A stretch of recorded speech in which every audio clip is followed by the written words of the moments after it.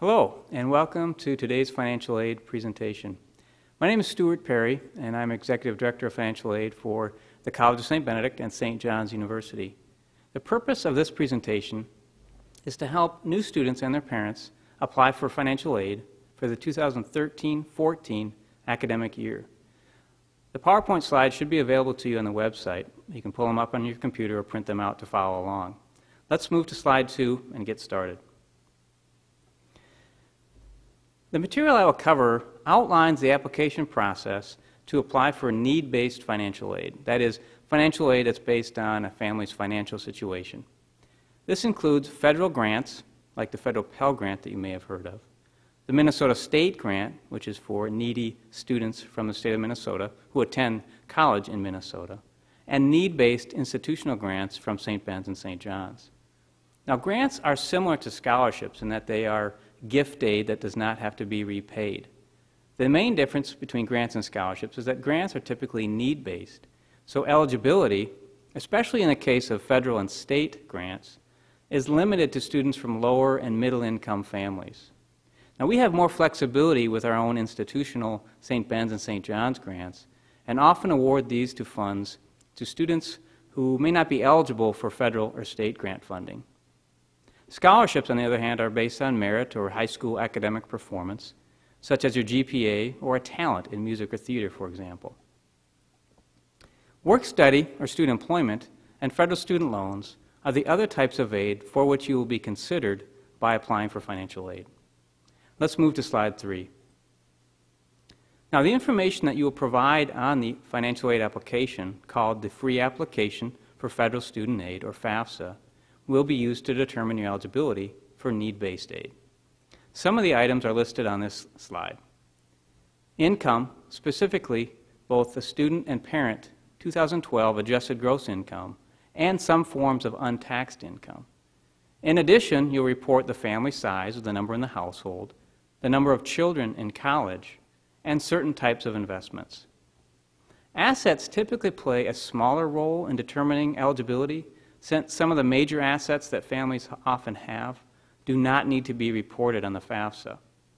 The assets that you do not need to report include the value of the family home or home equity, the value of a small family business if it has less than 100 employees, and the value of retirement accounts such as a 401k or a 403b. You do, however, have to report current year or prior year contributions to these plans as untaxed income. Now, the FAFSA, which I'll discuss shortly, will provide detailed instructions on what to include. Let's go to slide 4.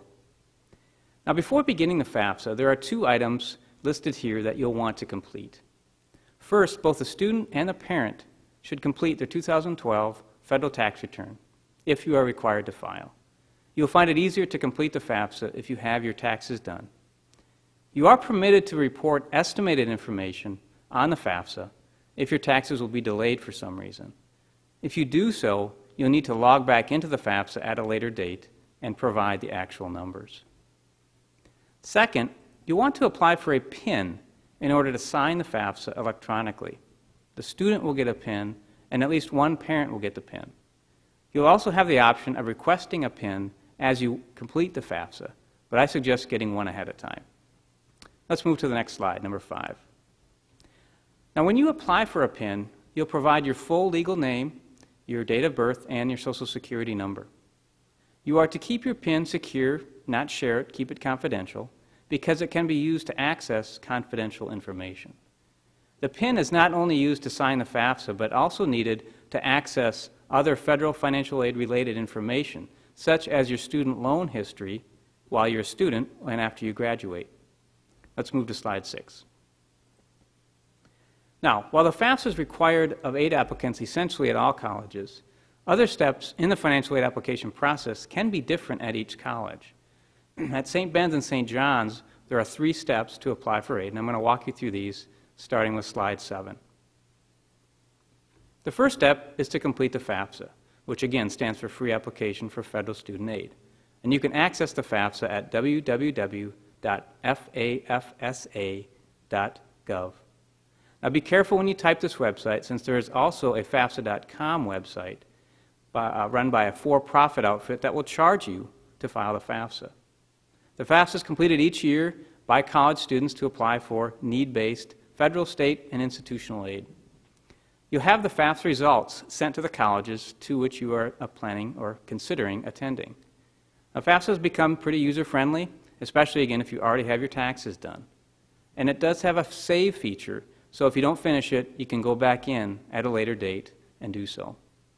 The federal government has produced a series of videos about applying for aid and completing the FAFSA that are fairly well done and available on YouTube. The website is noted here on slide 7, youtube.com/federal student aid. Let's move to the next slide. Now, the reason I encourage you to file your taxes first and as early as possible is so that you can make use of a feature called IRS Data Retrieval Tool. This tool enables you to transfer your income and tax information from the IRS into your FAFSA, and it better ensures that the information you provide is accurate. Now, due to the delayed legislation that was passed to address the fiscal cliff, we've been informed that data retrieval won't be available until late February. Now, don't let this delay on the part of the federal government delay your filing the FAFSA.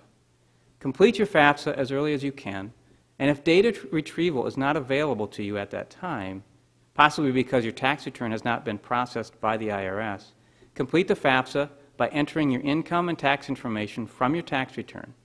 If you go this route, I advise you then to go back later and use the data retrieval tool to transfer your tax figures.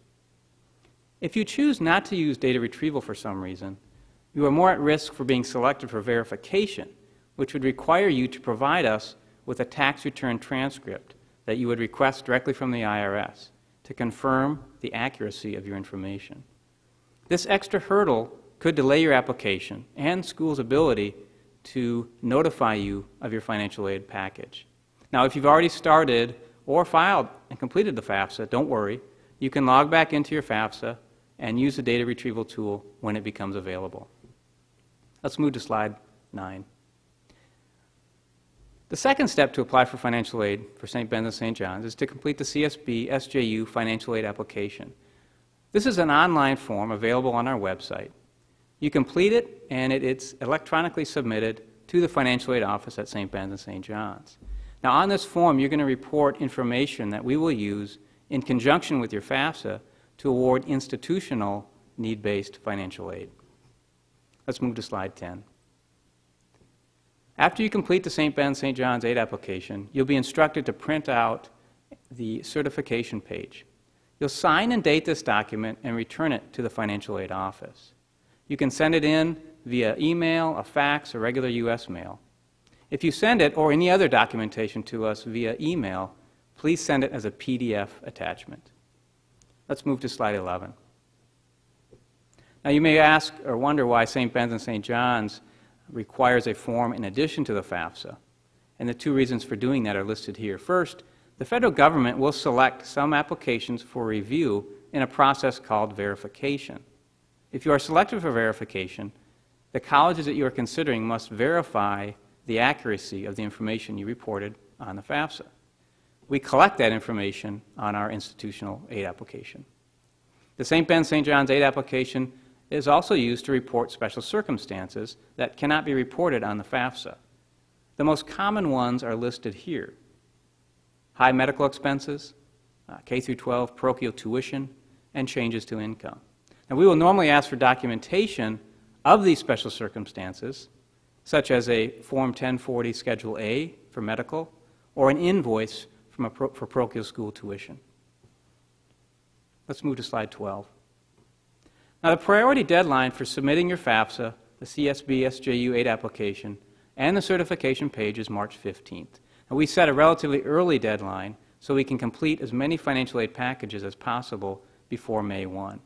Also note, though, that we will continue to process and review financial aid applications after March 15th. I realize many of you are probably anxious to hear about your financial aid eligibility and your financing options.